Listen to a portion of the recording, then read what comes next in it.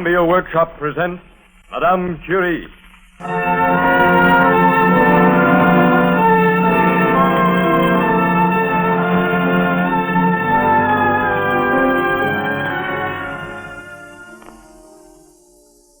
It's pretty hard, this life we have chosen, Marie. No, it's perfect, Pierre. We have our work, and we have each other. But, Pierre... Yes? We can't exist without each other, can we? If one of us should disappear, the other would not survive.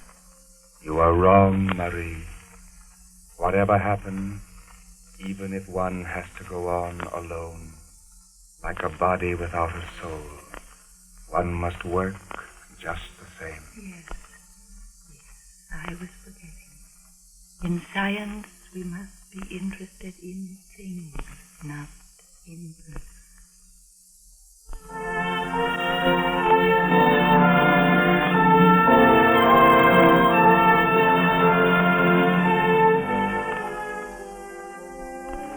Tonight, the Columbia Workshop presents an experiment in biography by radio. Now available at booksellers throughout the land is a great biography of a great woman. Published by Doubleday Duran, Madame Curie, the story of the discoverer of radium, written by her daughter Eve Curie, has this month won widespread critical acclaim as a bestseller.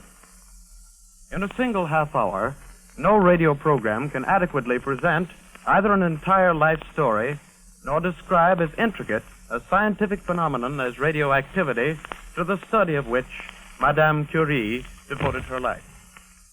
Yet the Columbia Workshop tonight will try, by utilizing the impressionism which is possible in radio, to bring to you both a sense of the greatness of the woman who was Marie Curie and an appreciation of the magnitude of the achievements of the scientist who was Madame Curie. In this production, the workshop's director, William N. Robeson, who has written and is directing the broadcast, has disregarded the devices and the sometimes confusing statistical baggage of biography, and instead has sought by a technique still unfamiliar to American listeners to interpret a great human being. We want to know what you think of the result. We ask again for your comments, criticisms, and suggestions. The Columbia Workshop presents Madame Curie.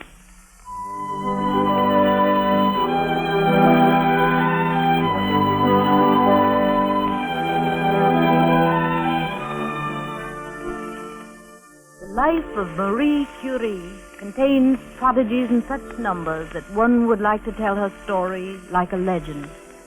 She was a woman. She belonged to an oppressed nation. She was poor. She was beautiful. A powerful vocation summoned her from her motherland, Poland, to study in Paris, where she lived through years of poverty and solitude.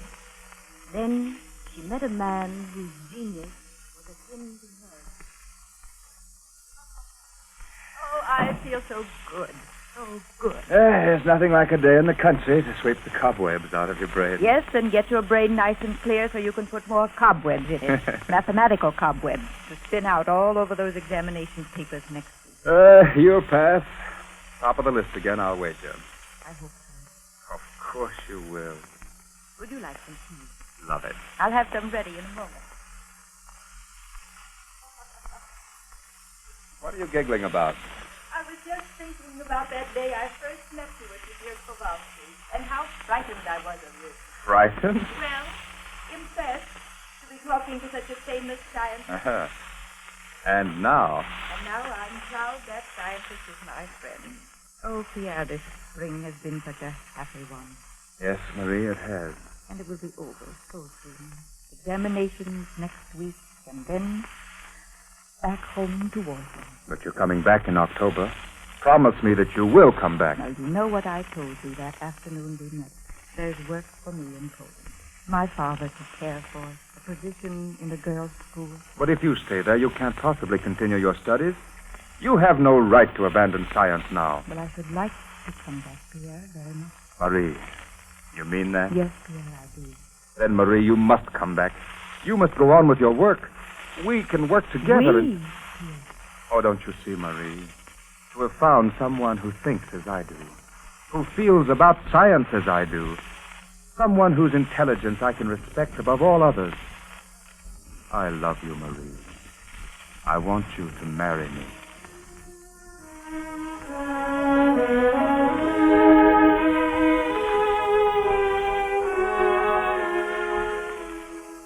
What held and fascinated Pierre Curie was Marie's total devotion to her work.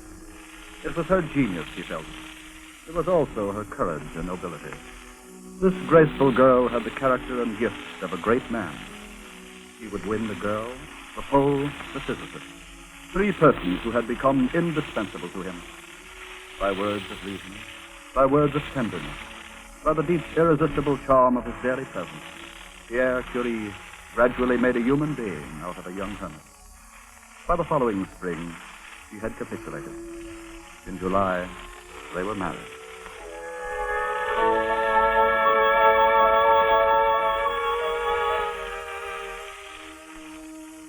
Now Pierre's existence had only one ideal: to engage in scientific research at the side of this woman who also lived for science.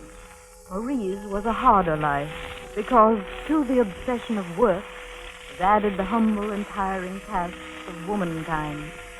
She could no longer neglect material life as she had done in the austere and careless days of her study at the Sorbonne. 8 hours of scientific research and 2 or 3 hours of housekeeping were not enough.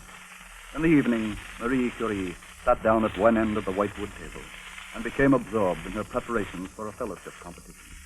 On the other side of the lamp, Pierre was drawing up the program for his new course at the school assistant.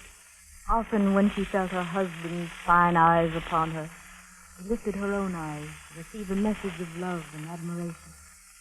And a little smile was silently exchanged between this man and woman who loved each other. There was a light at the window of their room until 2 or 3 in the morning. And the only sound that could be heard was the ardent pianissimo of the running pen, the quiet rustle of the turning pages.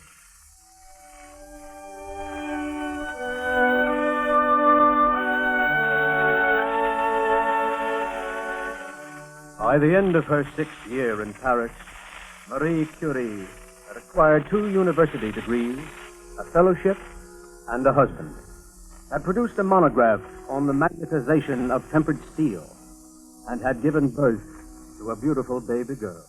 The next step in the logical development of her career was a doctor's degree. And Marie began reviewing with Pierre the most recent works in physics in search of a subject for a thesis. I can't put the discovery of Henri Becquerel's out of my mind, Pierre. You mean his researches of X-rays? No, what resulted from it. The rays he found originating in uranium salts. Oh, yeah. Do you know, he found that uranium and its compounds emit these rays even after the material had been kept in total darkness for months. Then the rays can't come from absorbed light. Exactly. And the question is, where do they come from? Why don't you find out? I think I shall try. It's a completely new field. Yes, Becquerel's reports were only made last year. Do you think the university would consider the subject important enough for a doctorate? No question about it. Then I'll begin at once. That is, after I take care of the baby.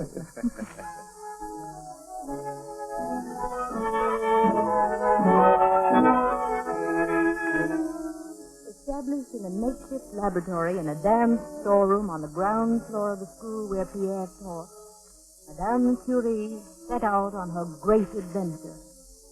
Each day they left for the school together. This evening, Pierre called for her in her dark, chilly laboratory. Well, what did the scientists discover today? Oh, Pierre, it's so exciting. I've just finished examining all the known elements to find if these rays come from uranium alone. And what did you find? Thorium has the same property, Pierre. They both have radioactivity. Radioactivity? Where did you pick up that term? Well, I sought it up to describe the properties of uranium and thorium. And a very fine name it is. So my little Marie is adding words to the language as well as knowledge to science. Well, Pierre, we must have exact terms. Certainly we must, little Marie. Now, what's the next step? Well, Pierre, do you think you could lend me some of the minerals from the collection upstairs in the school? Of course. What? I want to examine them, just to check. If my conclusions are right, Then those minerals which contain thorium and uranium will be radioactive, and those without it will not. That's right. I thought it would be best to make the success before I go ahead. Marie, do you realize most scientists would have stopped when they had examined all the elements in the periodic table? It would not occur to them to check the results with minerals. You are a true scientist. Yes. I would rather hear those words from your lips than any other words in the world.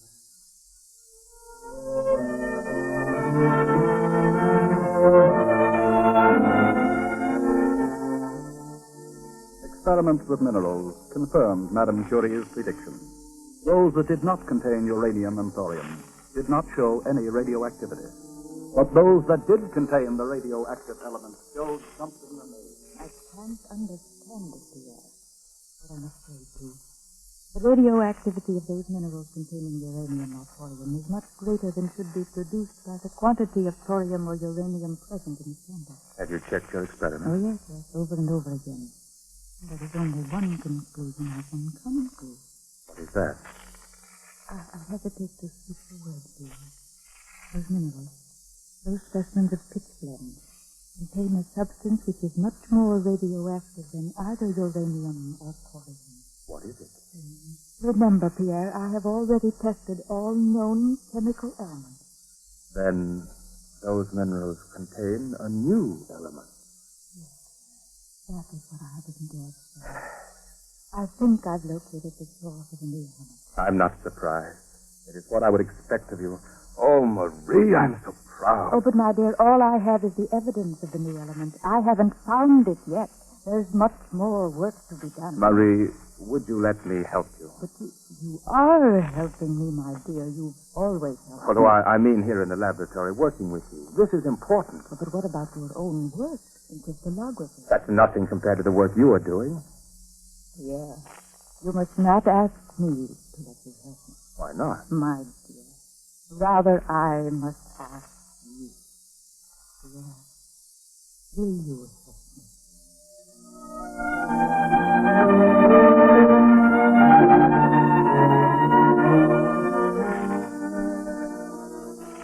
We cannot and must not attempt to find out what should be credited to Marie and what to Pierre during the next 8 years of their life together. Let us not attempt to separate these creatures full of love, whose handwriting alternates and combines in the working notebooks covered with formulae. These creatures who were to sign all their scientific publications together. They were to write, "We found," and "We observed." And when they were constrained by fact to distinguish between their parts, they were to employ the moving locution, "One of us." In July 1898, they announced in the proceedings of the Academy, We believe the substance we have extracted from pitch blende contains a metal yet unobserved, related to bismuth by its analytical properties. If the existence of this new metal is confirmed, we propose to call it polonium, from the name of the original country of one of us. Thus, the little Polish girl had remembered her native land in naming her first discovery. But there was yet another discovery to come.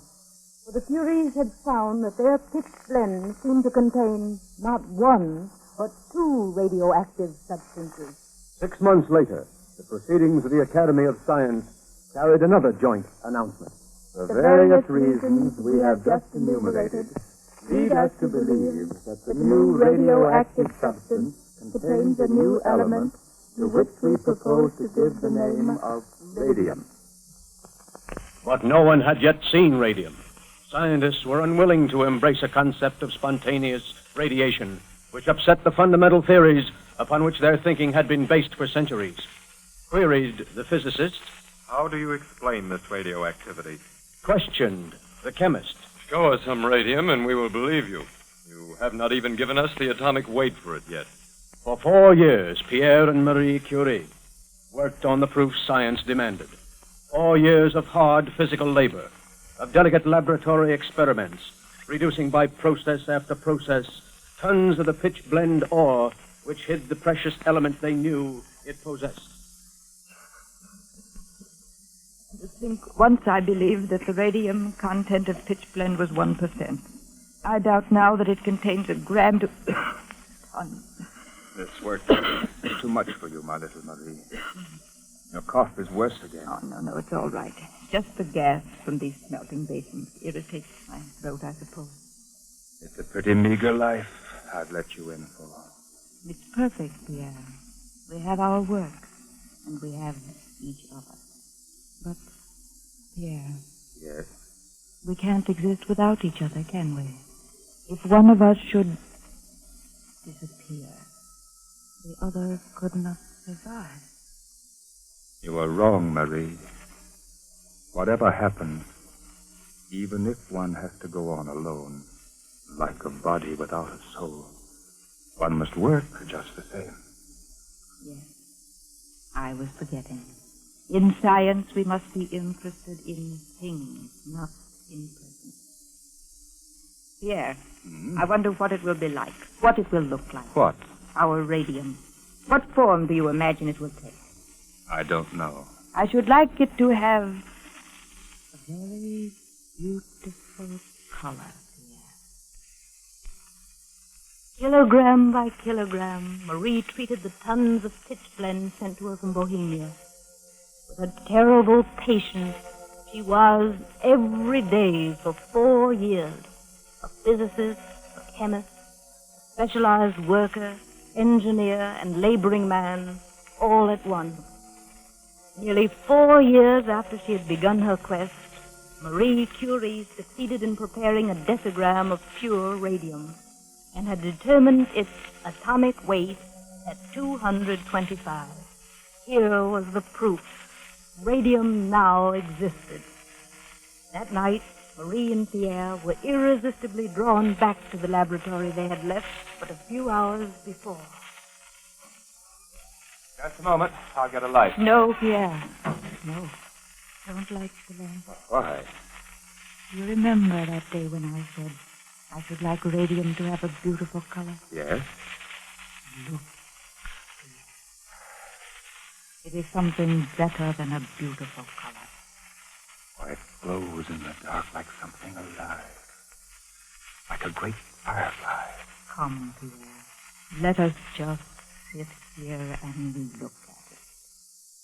Like something alive. Hold me close,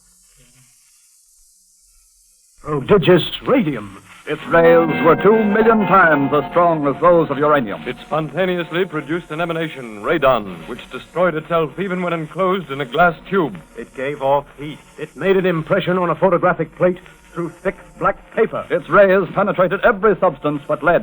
In darkness, it gave off enough light to read by. It was contagious, inducting radioactivity to any object, plant, or animal brought in contact with it. Thus, radium upset all the old physical theories of inert matter and the immovable atom. But what was it good for? Pierre Curie and Professors Bouchard and Balthazar discovered that the emanations of radium, by destroying diseased cells, cured growths and tumors, and in some cases, certain forms of cancer.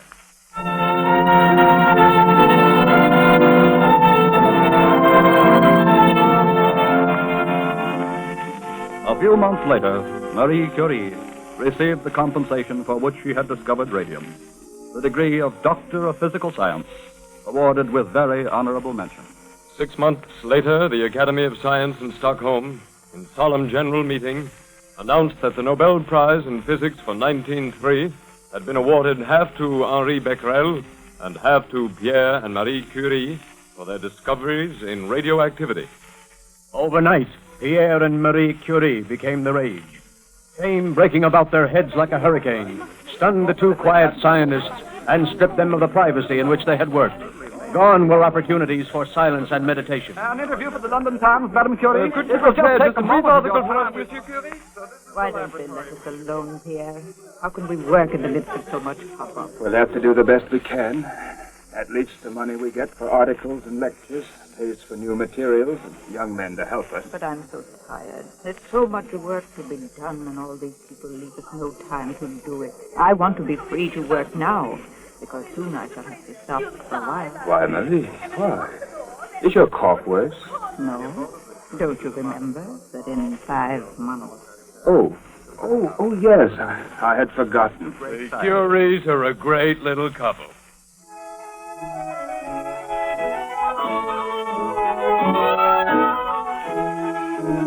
In December 1904, a plump baby was born. Another daughter, Eve. Relaxed by this forced rest, Marie regained her taste for life. She approached her laboratory apparatus with a pleasure she had forgotten. And for the next year and a half, the Curies resumed with productive vitality their familiar collaboration. The French government made plans to give them a fine new laboratory, but the plans always fell through. Marie and Pierre might have resented it, but they were too happy with their other work, their children, and each other, to be deeply hurt by it. Then, on April 19th, 1906... Did you enjoy your omelette, Pierre? Mm-hmm. Did I eat an omelet? Oh, it's quite possible. You grow more absent-minded every day, my dear. There is so much to think about. Yes, I know. But please try to remember not to make any plans for Saturday. Oh, why not? We promised the children we'd take them to the country again. I shan't forget. I promise. I am blessed above all men to have 2 such children. They're growing so fast. And blessed in you, Marie. Life has been sweet with you. Our life is sweet. So late already. Well, I must rush. Goodbye, my dear. Goodbye, Pierre. I'll be back in plenty of time for dinner. Take your coat, Pierre. It's raining. Oh, your captain's getting cold. That afternoon, coming from his publishers, Pierre Curie walked along the Rue Dauphine in the driving rain. The sidewalk was narrow and crowded. Pierre, by instinct, sought for a free road. He walked sometimes on the stone curb, sometimes in the street itself with the uneven step of a man who pursues his meditation. He had been walking on the cobblestones for several minutes behind a closed cab when he decided to cross the street to the other sidewalk. With the sudden movement of an absent-minded man, he abandoned the shelter of the cab and turned abruptly to the left, directly into the path of a heavy wagon drawn by 2 horses. Surprised, Pierre, in an awkward movement, attempted to hang on to the chest of one of the horses, which suddenly reared. The Zionist's heel slipped on the wet pavement, and he fell beneath the feet of the powerful animals. His body passed between the feet of the horses without even being touched, and then miraculously between the 2 front wheels of the wagon. But the enormous mass, dragged on by its weight of 6 tons, continued for several yards more.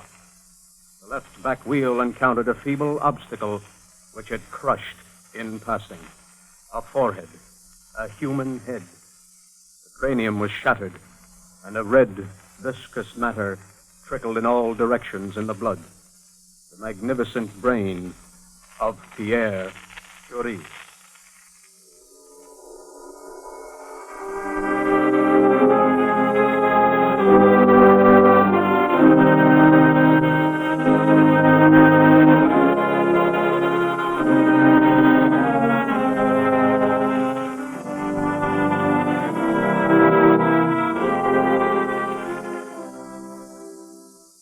Madame Curie, widow of the illustrious scientist who died so tragically last April, has been named to her husband's chair at the Sorbonne and will deliver her first lecture on Monday, November 5th, 1906, at 1:30 in the afternoon. I wonder what she'll say. Well, her subject is the theory of ions and gases. Yes? But a new professor at the Sorbonne is supposed to thank the minister and the university. And it's the custom to begin by pronouncing a eulogy on one's predecessor. Oh, but this is different. Madame Curie is the first woman ever asked to lecture at the Sorbonne. And her predecessor was her husband. What do you suppose she'll say about him? There she comes now. Oh, she's so small and pale. Oh, I think she's lovely. When one considers the progress that has been made in physics in the past 10 years, Madame Curie had resumed the course at the precise sentence where Pierre Curie had left it.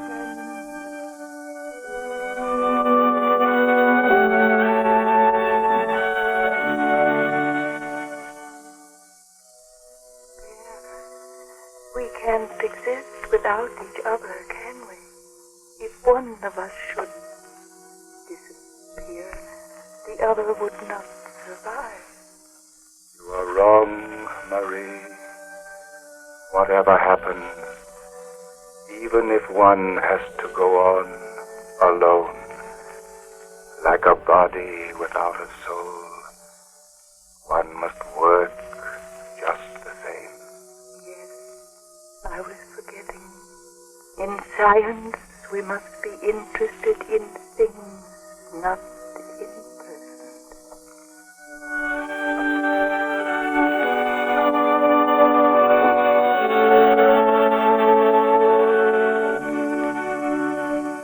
And Marie Curie went on and on. Pierre had been a great scientist before they had met.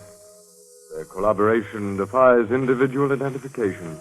So much was it the work of both, functioning as one mind. But now Marie Curie was to go on alone, pale, slight, sad-faced. This little woman was to gain fame and celebrity such as no woman has ever known in the world's history.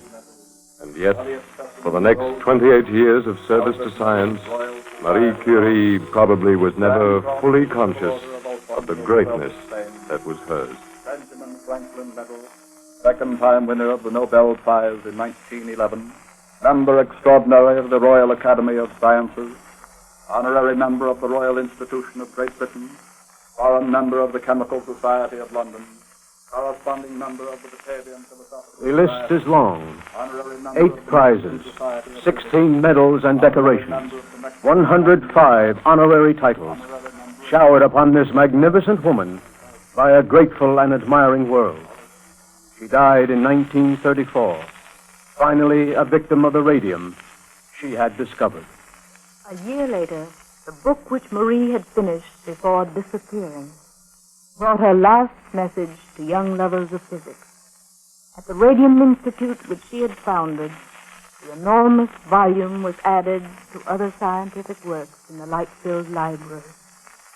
On the gray cover was the name of the author, Madame Pierre Curie, professor at the Sorbonne, Nobel Prize in Physics, Nobel Prize in Chemistry. The title was made of one severe and glowing word, radioactivity.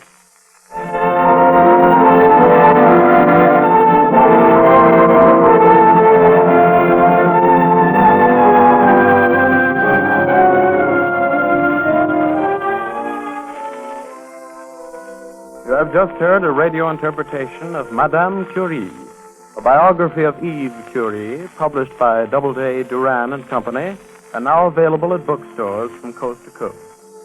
William N. Robeson adapted the book for radio.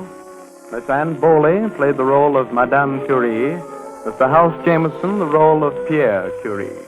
Bernard Herrmann conducted the orchestra. The entire production was under the direction of Mr. Robeson.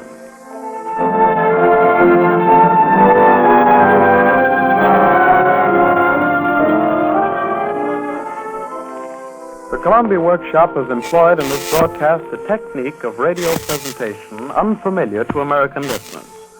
The Workshop wants to know whether this device of multiple narration and long quotations from a book has been effective, whether by its use we have conveyed to you the character of Madame Curie and the magnitude of her work. Please address your comments, criticisms, and suggestions to the Columbia Workshop, care of the Columbia Network, New York City.